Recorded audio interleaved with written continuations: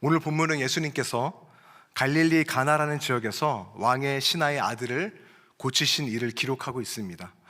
복음서를 보게 되면 예수님의 병고침에 대한 기사가 여러 번 나오기 때문에 우리에게 그리 새로운 이야기가 아닙니다. 하지만 오늘 이 본문이 담고 있는 심층들을 살펴보게 되면 쉽게 지나칠 수 없는 중요한 본문임을 알게 됩니다. 오늘 본문에 나오는 왕의 신하는 자신의 아들이 병들어 죽게 되자 예수님께 찾아와 아들을 고쳐달라고 간구하는 장면으로 시작됩니다. 이 사람이 얼마나 절박한 심정이었는지를 이해하기 위해서는 두 가지를 염두에 하는데요. 먼저는 지리적인 배경으로 예수님이 있던 곳은 가나라는 지역이었고 왕의 신하가 있던 것은 가버나움이라는 지역이었습니다. 가버나움에서 가나는 도보로 하루 종일 걸리는 긴 거리였습니다.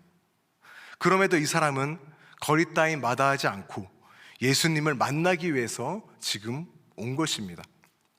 두 번째는 사회적인 배경인데요.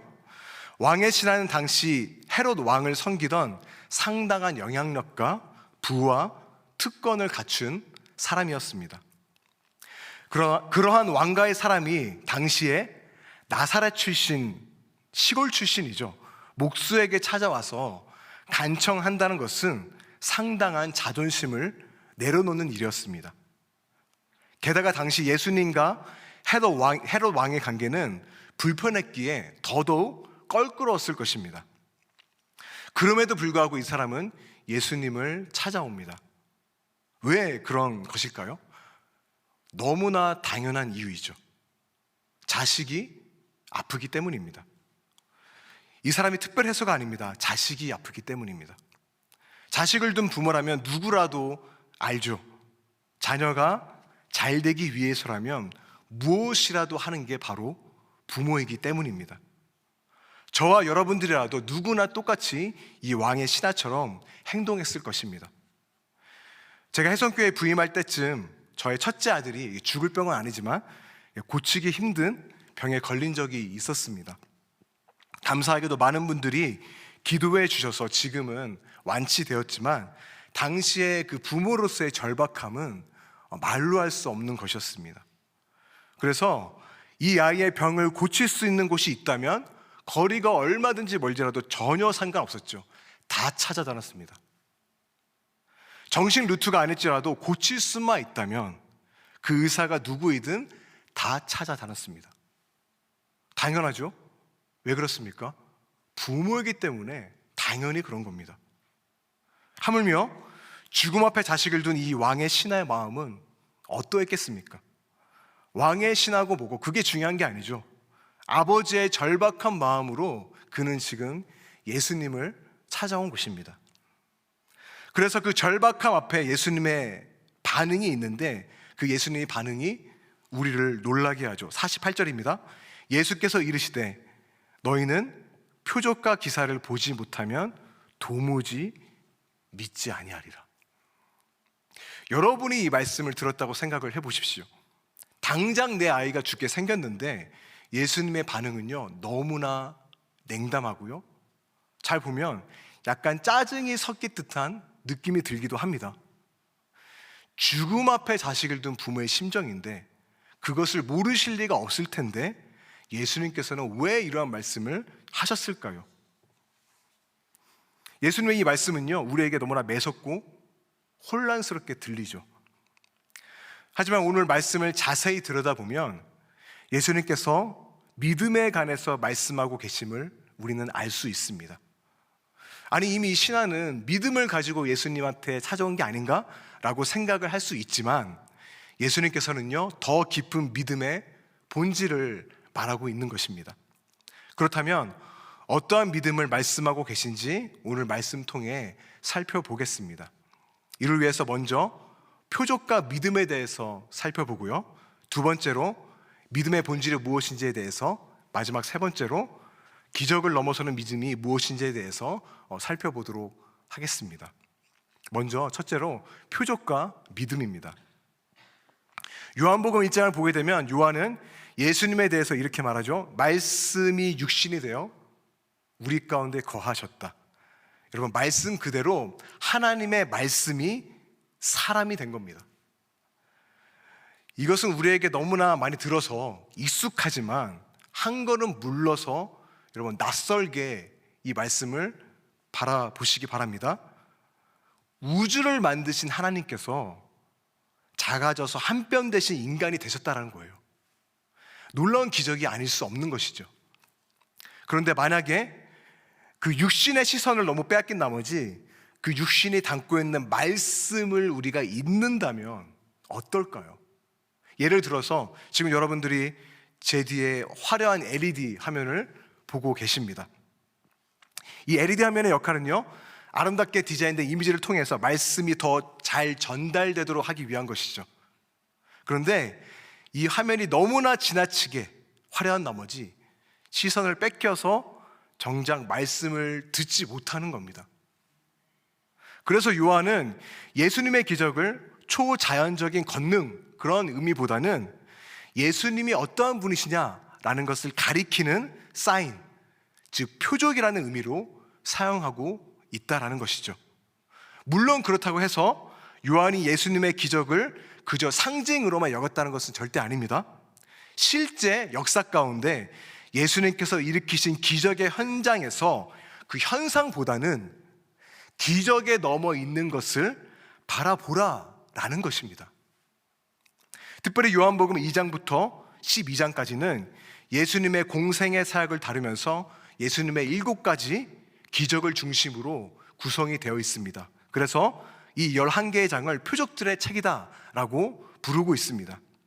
여기서 주목할 점은 무엇이냐면 요한은요, 기적적인 표적들의 근거한 믿음을 그리 탐탁하게 여기지 않는다라는 것이죠. 두 번째 표적이라고 불리우는 오늘 본문도 마찬가지입니다.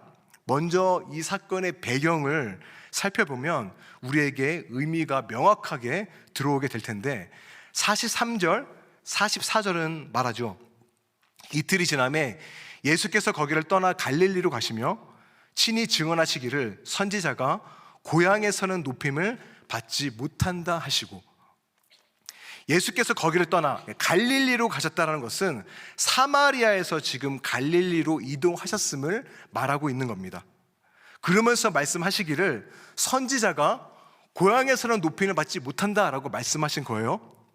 여러분, 예수님께서 이렇게 말씀하신 이유가 무엇일까요?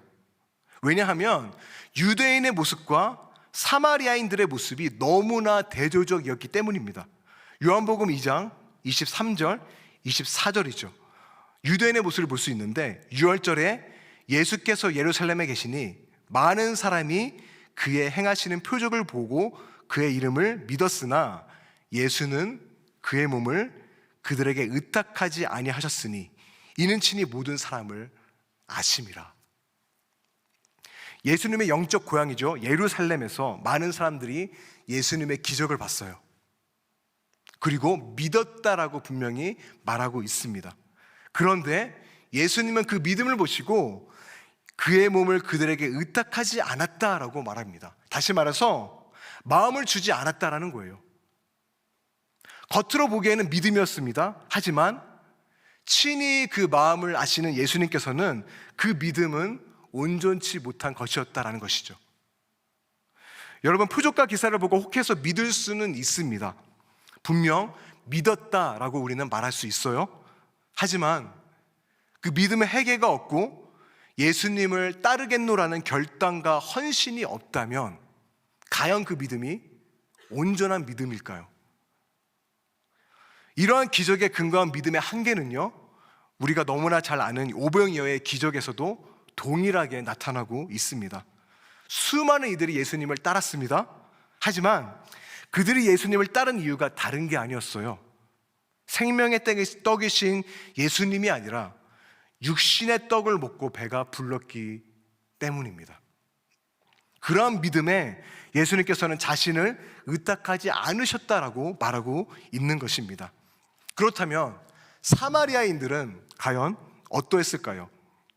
오늘 본문이 예수님께서 사마리아를 지금 막 지나온 때였기 때문에 바로 전구절을 보면 우리는 그 반응을 알 수 있습니다. 39절입니다. 그 동네 중에 많은 사마리아인이 예수를 믿었다라고 기록을 하죠.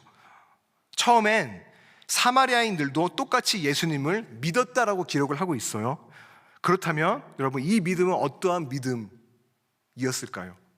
41절입니다. 예수의 말씀으로 말미암아 믿는 자가 더욱 많았다. 말씀으로 말미암는 믿음이다 라고 말하고 있습니다. 여러분, 사마리아인들의 믿음은요, 표적에 근거한 믿음이 아니었어요. 말씀에 근거한 믿음이었습니다. 말씀이 육신이 된 그분에게서 다른 것의 시선에 빼앗기지 않고 그 육신이 담고 있는 생명의 말씀을 그들은 본 것이에요. 그래서 42절에는 이러한 고백이 나오는 것이죠. 우리가 친히 듣고 그가 참으로 세상의 구주신지를 알미라 하였더라. 놀랍게도 이들의 믿음은요, 예수님을 그저 자신을 배부르게 하는 존재로 믿는 것이 아니었어요. 그들의 믿음은 세상 죄를 지고 가는 하나님의 어린 양, 세상의 메시아, 그분을 믿는 믿음이었습니다. 여러분, 참 아이러니하지 않습니까? 당시 사마리아인들은요, 배척당하고 멸시받았던 자들이었어요. 그런데 이들은 예수님께 돌아온 반면에 선택받은 백성, 언약 백성이라 불리우는 유대인들은 지금 참 믿음에 다다르지 못하고 있는 것입니다. 설령 믿었다 해도 어떠한 믿음이었습니까? 기적에 의한 일시적인 믿음이었죠. 자신들의 이익에 따른 정치적 기도로 예수님께 열광하는 딱 그 정도였습니다.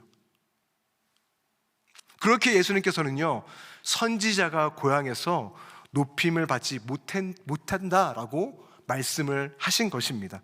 아니나 다를까 여러분, 예수님께서 갈릴리 지역으로 지금 오시자 갈릴리인들은 이렇게 반응하고 있습니다. 요한복음 4장 45절 말씀이죠. 갈릴리에 이르심에 갈릴리인들이 그를 영접하니 이는 자기들도 명절에 갔다가 예수께서 명절 중 예루살렘에서 하신 모든 일을 보았음이더라. 여러분, 갈릴리인들은 예수님을 영접합니다. 하지만 그 영접의 이유가 무엇입니까? 예수님을 메시아로 보았기 때문이 아니라 예루살렘에서 행하셨던 기적을 보았기 때문에 영접했다라는 것이죠. 자, 그렇다면 왜 예수님께서 아들을 살려달라는 왕의 신하의 간청에 이렇게 매섭게 대하셨는지 서서히 실마리가 풀리죠. 예수님께서는요, 왕의 신하의 모습 속에서 예수님 자신을 믿는 믿음이 아니라 단지 자기 아들의 병을 고침받고자 하는 믿음만을 본 것입니다. 왕의 신하는 갈릴리인들이 무엇이 잘못되었는지를 보여주고 있는 하나의 전형이었던 거예요. 그래서 48절에 예수님의 책망은요, 너희가 아니죠, 복수로 되어 있습니다. 너가 아니라 너희라는 복수로 되어 있는 것입니다. 다시 한번 구절을 보겠습니다. 48절이죠. 너희는 표적과 기사를 보지 못하면 도무지 믿지 아니하리라. 예수님께서는 지금 왕의 신하뿐 아니라 갈릴리인들 전체를 향해서 지금 책망하고 계신 겁니다. 여러분, 냉정하게 얘기해서 왕의 신하는 어떠합니까? 예수님이 누구인지, 그분이 무엇을 위해 이 땅에 오셨는지 전혀 관심이 없었습니다. 오로지 내 문제, 자기 아들의 병을 고치기 위해서만 그는 지금 예수님을 찾아온 것이죠. 물론 여러분, 아까도 말씀드렸지만 아비로서 이렇게 행동하는 건 잘못된 거라고 말할 수 없어요. 당연하고 이해가 되고 우리 모두는 그렇게 할 것입니다. 여러분, 당장 사람이 죽게 생겼는데 우선 사람을 살려야 되지 않겠습니까? 그런데 여러분, 걱정하지 마시기 바랍니다. 예수님께서는요, 이미 아시고 이 아이를 살리세요. 중요한 것은 예수님께서 그보다 더 중요한 문제를 말씀하고 계시다라는 겁니다. 기적을 넘어선 그 무언가를 이 사람에게 원하셨다라는 거예요. 그러한 면에서 너희는 표적과 기사를 보지 못하면 도무지 못하리라 라는 이 예수님의 매섭게 들리는 책망은, 또 말씀은 왕의 신하와 갈릴리인들 뿐만 아니라 오늘 우리에게 동일하게 들려주시는 말씀입니다. 여러분들의 믿음은 지금 어떠합니까? 혹시 여러분들의 믿음은 표적과 내 문제, 그저 기적만을 구하고 있지는 않으십니까? 물론 많은 사람들이 이러한 차원에서 하나님과 관계를 맺기를 시작을 합니다. 하나님, 제 기도에 응답해 주시면, 저에게 이러한 기적을 보여주시면 내가 주님을 따르겠습니다. 내가 헌신하겠습니다. 내가 원하는 그 직장에 취업을 하면, 승진을 하면, 지금 이 문제만 해결되면, 이 갈등이 해결이 되면 내가 그때 예수님 따르고 내가 헌신할게요. 이런 기도 제목은 끝이 없습니다. 그러면서 믿음을 가지게 되는 것도 여러분 사실이에요. 그리고 이러한 기도가 응답이 되기도 합니다. 여러분, 오늘 본문을 보십시오. 감사하게도 하나님께서는요, 우리가 제한된 이해 속에서 간구하시는 기도라도 응답해 주시는 좋으신 분이세요. 우리가 완벽하기 때문이 아닙니다. 우리의 기도가 어눌하고 그 동기가 완벽하지 않을지라도 간절히 그분을 찾는 자에게 은혜로 응답해 주시는 분이 바로 우리 주님이십니다. 하지만 분명히 오늘 본문에서 우리가 짚고 넘어가야 할 점은, 표적과 기적에 근거한 믿음은 참된 믿음으로 생각해서는 안 된다라는 것이죠. 그래서 오늘 본문은요, 열정적으로 기도해라, 그러면 응답받을 것이다, 너희가 기적을 경험할 것이다 라는 메시지를 뛰어넘어서 참 믿음이 무엇인지를 우리에게 말씀하고 있다라는 것이죠. 따라서 너희는 표적과 기사를 보지 못하면 도저히 믿지 아니한다 라는 이 말씀은 책망이 아니라 그 다음 단계의 믿음의 영역으로 나아가려는 우리 모두에게 들려주시는 도전의 말씀이라는 것이죠. 그렇다면 예수님께서 기대하셨던 그 믿음이란 과연 어떠한 믿음을 말하는 것일까요? 오늘 본문의 왕의 신하의 모습을 보게 되면 그 믿음이 가만히 있지 않고요, 서서히 성장해 나가고 있는 모습을 우리는 발견할 수 있습니다. 처음에 이 사람은 오로지 표적, 기적, 그게 전부였습니다. 그래서 왕의 신하가 반복해서 간청하는 것이 뭐냐면, 아이가 죽기 전에 예수님 내려오십시오. 47절에서 얘기하고 49절에서 반복해서 계속해서 간청합니다. 여러분, 여기서 내려오라 라는 말은요, 지금 갈릴리에 계신 예수님을 아들이 있는 가버나움으로 가달라는 말이에요. 여러분, 어떻습니까? 지금 이 신하는 예수님께 아들의 병을 고침받으러 나았음에도 불구하고 지금 어떻게 하고 있는 겁니까? 자신의 생각과 방법을 지금 예수님께 요구하고 있는 겁니다. 예수님께서 직접 오셔서 손을 대야지 낫는다, 그 생각의 한계 안에서 예수님 그렇게 해주십시오 라고 지금 요청하고 있는 겁니다. 여러분, 이것은 마치 의사에게 가서 지금 내 병이 있는데 내 병을 고치려면 이런 방식으로 치료해야 돼요 라고 의사에게 말한 것과 같은 겁니다. 여러분, 우리도 마찬가지예요. 우리는 자신만의 생각의 한계에 갇혀서 하나님께서 이렇게 해주셔야 돼, 거기에 매몰돼서 내 생각과 방법대로 뜻이 이루어져야지 하나님께서 역사하신다고 우리는 단정하죠. 하지만 예수님께서는 이 신하에게 이러한 말씀을 하십니다. 가라, 내 아들이 살아있다. 가라, 내 아들이 살아있다. 여러분, 이 말씀은 이겁니다. 내가 직접 가지 않아도, 내가 손을 대지 않아도, 네가 생각하는 그 방법과 그 모습이 아니라도 나는 나의 능력으로 너의 아들을 살렸어. 네가 이 사실을 믿느냐? 지금 예수님께서는 이 신하의 믿음을 한 단계 너머로 이끌어주고 계시죠. 여러분, 이 모습을 통해서 우리가 알 수 있는 점은 예수님께서 우리의 문제들을 해결하실 수 있음을 믿는다고 우리가 말하는 것만으로 충분하지 않다라는 거예요. 어디까지 가야 됩니까? 그 수단과 방법과 시기, 모든 것을요, 우리가 결정하면 안 됩니다. 오직 예수님께 완전히 맡겨야 된다라는 것이죠. 그러자 이 신하는 어떻게 합니까? 자신의 생각과 방법을 내려놓습니다. 그리고 예수님께서 하신 말씀을 믿고 갑니다. 굉장히 의미심장한 변화인데 50절이죠. 그 사람이 예수께서 하신 말씀을 믿고 가더니.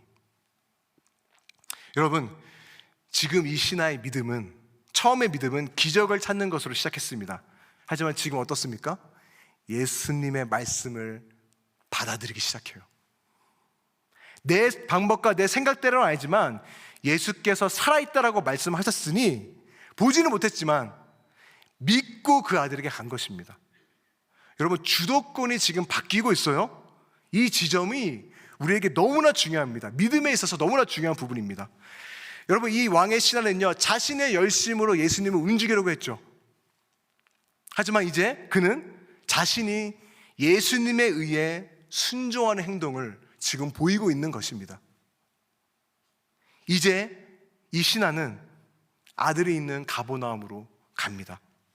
그리고 종들을 만나서 아들이 살아있다라는 놀라운 소식을 듣죠. 놀랍게도 그 낫기 시작한 때가 예수님께서 말씀하신 바로 그때였어요. 그러자 어떻게 됩니까? 53절 하반절이죠. 자기와 그 온 집안이 다 믿었다. 이제 우리는 알죠. 믿는다라는 이 말은 처음에 기적만에 바랬던 그 믿음과는 완전히 다른 믿음이죠. 여러분, 이제 이 사람은 표적만을 찾던 모습에서 예수의 말씀을 받아들이기 시작했고, 말씀에 순종함으로 예수님을 내 삶의 주권자로, 구주로 믿는 믿음에 이르게 된 것입니다. 그래서 예수님께서는요, 단지 이 사람의 문제만을 해결해 주신 것이 아니라 표적과 기적, 그것을 넘어서 믿음의 본질이 무엇인지를 가르쳐 주시고 지금 이끌어 주고 계신 거예요. 그렇게 여러분, 우리들 앞에 놓여진 삶의 문제는 문제 해결을 넘어 믿음을 말씀하고 계시는 하나님의 더 큰 계획일 수 있다는 것을 우리는 기억해야 합니다. 여러분의 믿음은 다시 한번 말씀 앞에 비춰주시기를 바랍니다. 어떠한 믿음입니까? 무엇을 찾는 믿음입니까? 표적을 구하는 믿음입니까? 아니면 예수님 그분을 믿는 믿음입니까? 물론 우리는 예수님을 믿는다라고 습관적으로 말을 합니다. 하지만 우리가 왜 예수님을 찾고 구하는지, 왜 우리가 이곳에 있는지 그 동기를, 우리 마음을 정직하게 말씀 앞에 살펴본다면, 왕의 신하와 같이 내 문제를 해결하는 데만 급급하지 예수님께서 지금 나를 위해서 어떠한 일을 행하셨는지, 그분의 마음이 지금 어떠한 상태인지, 그분이 나에게 무엇을 원하시는지, 어떠한 헌신과 믿음을 원하시는지 전혀 무관심하다는 것을 인정할 수밖에 없죠. 여러분, 기억하시기 바랍니다. 표적을 구하는 믿음은 하나님을 영광스럽게 하지 못합니다. 문제 해결만을 위한 믿음은 하나님을 영광스럽게 하지 못해요. 왜냐하면 엄밀하게 말해서 그러한 믿음은 우리가 하나님을 섬기는 것이 아니라 하나님이 우리를 섬기는 것이 되기 때문입니다. 우리가 주인 행세를 하는 거예요. 예수님께 가버나움으로 내려오라고 한 것 같이 하나님께 내 요구사항을 지시할 수 있다라고 생각을 하는 겁니다. 물론 문제가 해결이 되고 기적을 경험하는 것이 하나님의 존재를 인정하는 계기가 될 수 있습니다. 하지만 예수님을 나의 주권자로 받아들이고 그분을 전적으로 믿고 따르고 순종하는 데까지 나아가지 못한다면 그 믿음은 헛된 것이다라는 것이죠. 얼마 전에 소천하신 한국 최고의 지성이라고 불리우는 이효령 교수님에 대해서 여러분 너무나 잘 아실 것입니다. 여러분, 이분은 평생 무신론자로 살아왔어요. 그런데 무려 70대에 세례를 받고 예수님을 믿게 됩니다. 그런데 믿음을 가지게 된 결정적인 계기가 무엇이냐면 바로 딸의 실명이었어요. 갑자기 앞이 보이지 않게 된 겁니다. 그래서 그분이 절박한 심정 가운데 이렇게 기도했다고 해요.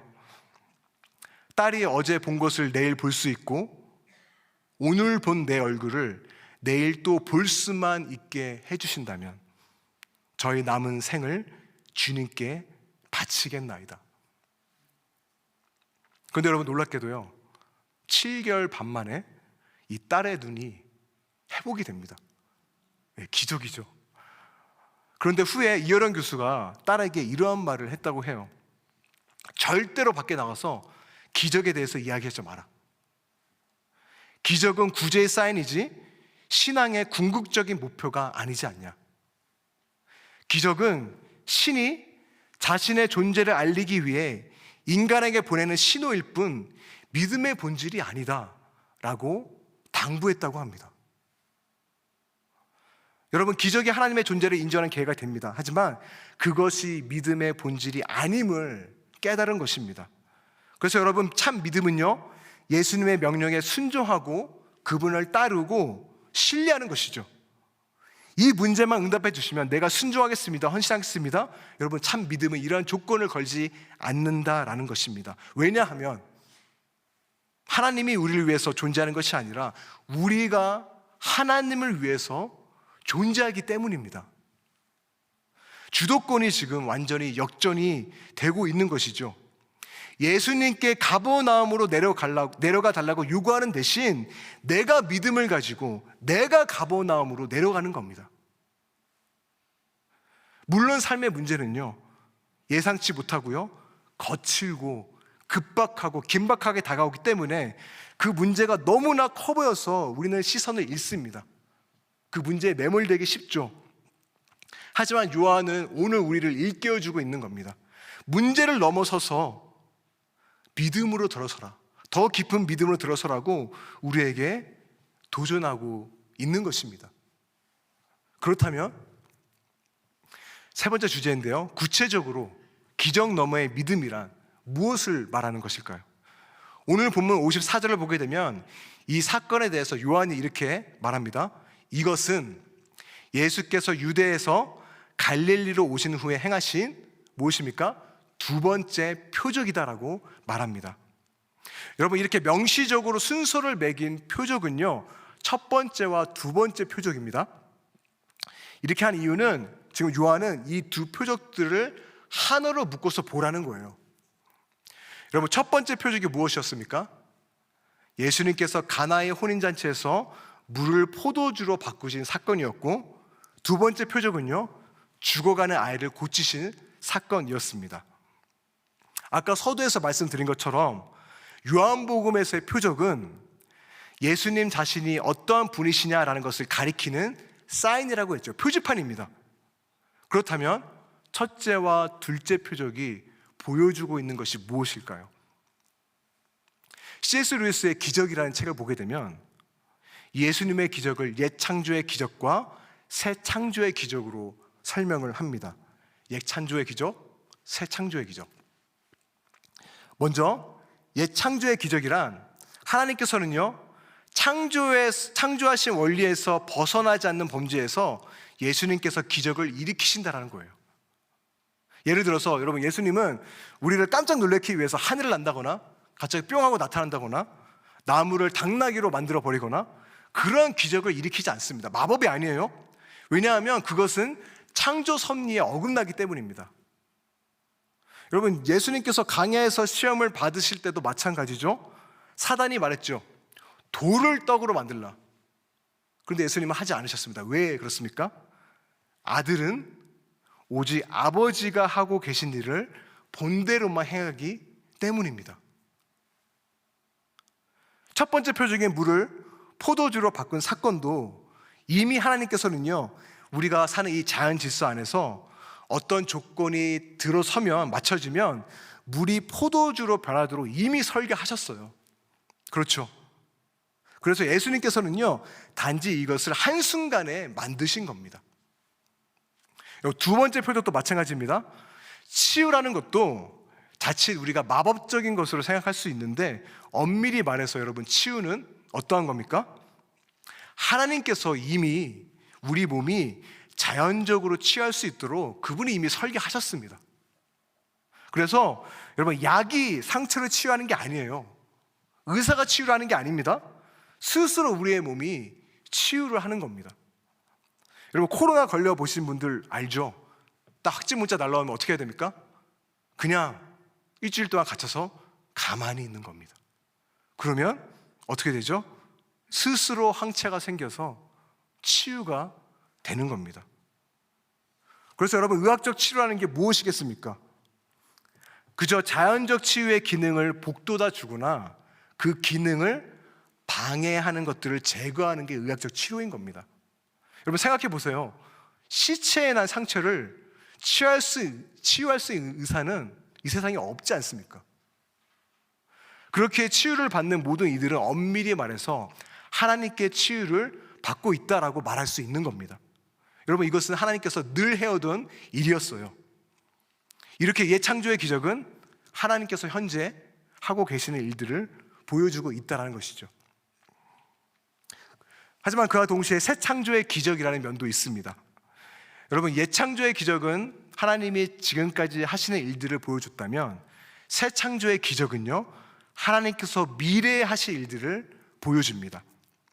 C.S. 루이스는 이것을 하나님께서 역사라는 캔버스 위에 적으실 무언가를 우리를 위해서 작은 글자로 미리 적어주는 것이 기적이다라고 말해요.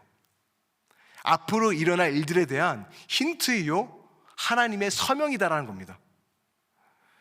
여러분, 예수님의 첫 번째 표적에서 포도주가 떨어져 결혼잔치가 멈추게 된 것은 죄로 인해 기쁨이 중단된 오늘날의 세상을 말해줍니다. 하지만 예수님께서 물을 포도주로 변하게 하셔서 그 멈추었던 잔치를 이어가게 하시죠. 이것은 예수님께서 이 땅에 오셔서 중단된 잔치를 다시 회복시키실 것임을 사인으로 우리에게 보여주는 겁니다. 첫 번째 표적이 그것을 보여주고 있는 거예요. 그래서 요한이 쓴 또 다른 책이죠, 요한계시록 19장을 보게 되면 역사의 마지막 날들에 있을 그 회복된 잔치를 어린 양의 무엇입니까? 혼인잔치로 묘사하고 있는 겁니다. 예수님께서는 이것을 위해서 오신 거예요. 그것을 첫 번째 표적으로, 사인으로 보여주신 겁니다. 그렇다면 두 번째 표적은 우리에게 무엇을 보여줍니까? 죽음의 권세에서 노임을 받게 되는 왕의 신하의 자녀의 모습으로, 이것은요, 앞으로 일어날 더 영광스러운 사건을 말하고 있는 겁니다. 작은 글씨로 쓴 하나님의 서명이에요. 이것은 곧 더 큰 글씨로 하나님께서 어떠한 일을 이루신다라는 사인입니다. 그렇다면 그게 무엇일까요? 요한계시록 21장 4절은 그 일에 대해서 이렇게 말씀하고 있습니다. 우리 함께 화면을 보고 읽도록 하겠습니다. 시작.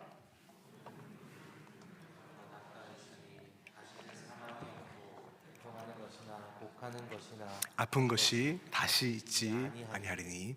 아멘. 여러분, 예수님께서는 죽음 자체를 멸하러 이 땅에 오신 겁니다. 그래서 왕의 신하의 아들이 고침을 받는 이 사건은 그 영광스러운 완결편을 앞두고 잠시 살짝 보여주는 예고편에 불과하다는 거예요. 예수님께서는 자신의 기적을 통해 앞으로 이루어질 그 영광을 우리에게 보여주기 원하신 것이죠. 내가 이 땅에 온 것은 사망의 권세를 멸하기 위해서다. 지금 내가 이 아이를 살렸지만 언젠가는 이 아이는 또다시 죽음을 맞이하게 될 것이다. 하지만 기억해라, 여전히 이 땅에 눈물이 있고 애통과 아픔이 있겠지만 끝내는 죄로 인해 망가진 이 모든 것들을 내가 바로 잡을 것이다. 멈추어진 잔치를 회복시킬 것이고 그 기쁨을 회복시킬 것이다. 내가 이것을 위해 왔다. 성도 여러분, 이 기적 너머에 있는 이 영광스러운 비전을 여러분들은 지금 보고 계십니까? 한번 생각해 보시기 바랍니다. 우리 모두는 각자의 소원이 있고 각자 내 삶 가운데 이런 기적이 있었으면 좋겠다라는 마음이 있어요. 그런데 여러분, 그 기적이 다 이루어진다면 어떨까요? 정말로 만족할 수 있을까요? 행복할까요? 모든 것을 다 이루어봤자 인간은 뻔합니다. 영원하지 않은 이 땅에서의 문제이기 때문에 또다시 그 공허함은 다시 찾아올 것입니다. 그렇게 여러분, 믿는다라는 것은 이 땅에서의 먹고 사는 문제를 넘어서 완성될 하나님의 나라를 소망하며 그 일을 위해서 헌신하는 삶을 말하고 있다라는 것이죠. 여러분, 이것이 바로 우리가 구원받은 이유가 아니겠습니까? 이현원 교수님 얘기를 또 하겠습니다. 그분이 이것에 대해서 너무나 기가 막힌 표현을 하셨는데, 여러분, 호텔 같은 데 가면 복도를 지나다가 갑자기 문이 싹 열리면서 파티하는 게 잠깐 보이는 때가 있습니다. 그렇죠? 그러면 소리가 들리면서 그 파티의 분위기가 잠시나마 확 하고 다가오죠. 잠시나마 다가옵니다. 여러분, 하나님의 나라도 그렇게 보인다라는 거예요. 오래 보이지는 않지만 우리가 일상을 살아가다가 어느 순간에 살짝 문틈으로 보이는 순간이 있다라는 거예요. 이것을 보고 경험한 사람은 죽어도 상관없다라는 겁니다. 첫 번째 표적이었던 가나의 혼인잔치, 두 번째 표적이었던 아들이 치유가 된 사건은 바로 문틈으로 살짝 보여주는 하나님의 영광이고 하나님의 나라의 그림인 것이죠. 예수님께서 삶의 절박한 문제 앞에 기적만을 구하던 왕의 신하가 기적을 넘어서 문틈에 열린 이 영광을 보기 원하셨다는 겁니다. 저와 여러분들도 마찬가지입니다. 여러분들은 지금 어떠한 절박한 삶의 문제 앞에 서 있으십니까? 기적이 일어나지 않는 한 도저히 해결될 수 없는 문제가 있습니다. 그 고난 가운데 있으신 분들 아마 계실 겁니다. 하지만 오늘 본문을 통해서 우리가 알 수 있는 것이 무엇입니까? 기적이 필요한 절망의 순간은 하늘의 비전을 보여주시는 하나님의 은혜일 수 있다는 것입니다. 그것을 여러분 우리가 경험하게 되면 삶의 문제를 넘어선 결코 흔들리지 않은 믿음과 더 깊은 소망을 갖게 되는 겁니다. 그리고 더 나아가서 그 영광을 맛봤잖아요. 그 미래를 맛봤잖아요. 그래서 내 문제만을 위해 그것만을 쫓는 인생이 아니라 먼저 그의 나라와 그의 일을 구하는 헌신의 삶을 살아가게 된다라는 것입니다. 저는 언더우드 기념관에 입당하게 된 이 사건도 이와 비슷하지 않을까 생각을 해보았습니다. 제가 2014년도 겨울에 새성교회에 부임하게 됐는데 그때부터 이제 경신학교에 강당을 짓는 일들에 대해서 이야기하면서 기도를 했습니다. 저는 그것을 보면서 과연 그게 가능할까라는 생각을 솔직히 했습니다. 저뿐만 아니라 아마 여러분들도 그런 생각을 하셨을 것입니다. 저는 그게 머나먼 이야기라고 생각을 했어요. 근데 여러분 기억할 겁니다. 작년 12월 24일 그렇게 오래 기다리며 기도했는데 여기 들어가는 순간은요 한순간이더라고요. 저는 아직도 실감이 나지 않을 때가 많은 것 같아요. 제가 교회를 출근할 때 사택에서 나오면 이제 올라가면 본관이고 내려가면 언더우드 기념관인데 아무 생각 없이 출근했다가 본관으로 올라간 적이 한두 번이 아닙니다. 딱 가면 아무도 없어요. 텅 빈 본관 건물을 바라보면 정말로 많은 생각이 들더라고요. 여러분들 더 하시겠죠? 지난 7년간 치열하게 이곳에서 사역했던 순간들이 주마등처럼 지나가더라고요. 그러면서 깨닫게 되는 게 뭐냐면 정말 이거는 하나님께서 하셨다. 고백할 수밖에 없는 겁니다. 그래서 언더우드 입당은 저뿐만 아니라 해성교회 교인 모두가 경험한 하나님의 기적이다라고 우리는 말할 수 있습니다. 하지만 우리가 그 기적에만 머물러 있다면 그것은 하나님께서 원하시는 모습이 아닌 것입니다. 여러분, 이 기적은요 우리에게 공동체적인 표적이 되어야 합니다. 이 건물을 기념하고 누리는 것을 넘어서 이 건물을 통해 하나님께서 이루실 일들을 우리는 그 너머를 바라봐야 한다는 것이죠. 매일 예배 때마다 우리가 기도했던 그 블레싱의 기도, 복을 받고 복을 흘려보내기 위해서 우리가 꿈꾸었던 그 기도가, 그 비전을 위해서 우리가 그것을 바라보고 우리의 시간과 열정과 물질을 가지고 헌신해야 된다라는 것입니다.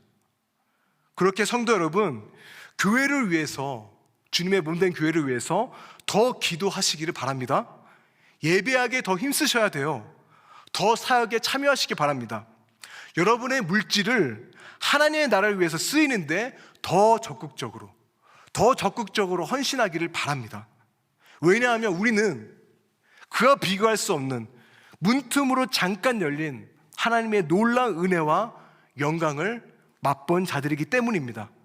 여러분, 그 영광을 본 자들은요 이 땅에 썩어질 것을 위해 사는 것이 아니라 하늘의 꿈을 가지고 썩어지지 않는 영원한 것을 위해 살아가게 됩니다.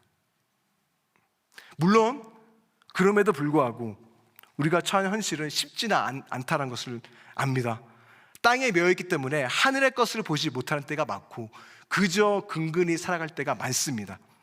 여전히 예수님을 위해서 존재하기보다는 예수님이 나를 위해 존재해야 되는 것처럼 살아갈 때가 많다라는 것이죠. 또 그런 분들이 있을지 모르겠습니다. 내 삶에 조그마한 기적이라도 일어나야 하늘의 영광을 보든지 말든지 하지 않겠습니까? 라는 그런 마음 가지신 분들 아마 있을 거라 생각을 합니다. 하지만 여러분, 우리 모두는요, 더 근본적인 표적을 보았음을 잊지 말았으면 좋겠습니다. 우리는 이 기적은, 우리가 경험한 이 기적은 우리가 경험했음에도 불구하고 너무나 쉽게 잊고 지나칠 수 있는 기적인데요. 그것은 바로 기적 자체이신 분이 기적을 포기하고 자기 생명을 버리신 사건이죠. 여러분, 예수님께서는 얼마든지 사마리아에서 높임을 받으면서 사역하실 수 있었습니다. 하지만 자신의 이익과 표적만을 위해 예수님 자신을 이용하려던 자들, 바로 오늘 우리를 위해서 십자가에 못 박혀 돌아가셨습니다. 우리는 우리 자신의 문제를 해결하기 위해서 가버나움에서 가나까지 여행하는 열정을 보이며 종교적인 열심을 내세우며 예수님께 기적을 요청하지만 하나님께서는 우리를 살리기 위해 그 높고 높은 곳에서 이 낮은 땅까지 그의 아들을 보내시는 사랑을 보이셨습니다. 서두에서 말씀드렸지만 여러분, 우리 모두는 내 자녀를 살리기 위해서라면 뭐든지 합니다. 그렇죠? 솔직히 얘기해서 우리 모두는요, 지 자식밖에 모릅니다. 하지만 하나님께서는 자신의 아들이 십자가라는 죽음 앞에 놓여 있었지만 살리지 않으셨습니다. 아무런 기적도 행하지 않으셨어요. 오히려 죽음 가운데 내버려 두셨죠. 왜 그렇습니까? 제 가운데 죽어가고 있는 우리를 살리기 위해서입니다. 다시는 사망이 없고 애통이 없는 지으신 그들의 외 그 모습을 회복하기 위해서 그 아들을 죽이신 겁니다. 그 일을 위해서 우리의 죄를 대신하여 십자가에서 죽으신 겁니다. 여러분, 이 일은요, 설교자로서 제가 복음을 얘기할 때마다 절망되는 게 뭐냐면 이 복음을 담아내야 될 때 어떻게 담아야 될지 모르겠다는 거예요. 너무나 커서 너무나 영광스러워서 어떻게 할지를 모르겠습니다. 여러분, 우주를 지으신 하나님 아버지가 보여주신 이해할 수 없는 사랑의 기적이라고 밖에는 이거는 설명이 되지 않는 겁니다. 사랑하는 성도 여러분, 예수 그리스도의 십자가 사건은 어떠한 기적의 이야기보다 우리의 삶을 변화시키는 강력한 표적이고 강력한 사랑의 기적입니다. 따라서 여러분, 내 삶에 왜 기적이 일어나지 않지? 낭망할 필요 없습니다. 믿는 모든 자들은 말씀이 육신이 되어 오신 그분, 바로 예수 그리스도의 기적을 경험했기 때문입니다. 여러분, 요한은 그 기적에 대해서 이렇게 말하고 있죠. 요한복음 1장 14절 말씀. 말씀이 육신이 되어 우리 가운데 거하심에 우리가 그의 영광을 보니 아버지의 독생자의 영광이요 은혜와 진리가 충만하더라. 18절. 본래 하나님을 본 사람이 없으되 아버지 품속에 있는 독생하신 하나님이 나타나셨느니라. 여러분, 우리 모두는요 그 영광을 본 자들입니다. 그렇게 여러분, 기적을 경험했든 경험하지 못했든 기적 그 자체이신 예수 그리스도를 따르고 그분의 십자가에서 이루신 하나님을 위해서 기꺼이 우리의 삶을 내어드릴 수 있는 참 믿음의 사람들 되시기를 주님의 이름으로 축복합니다.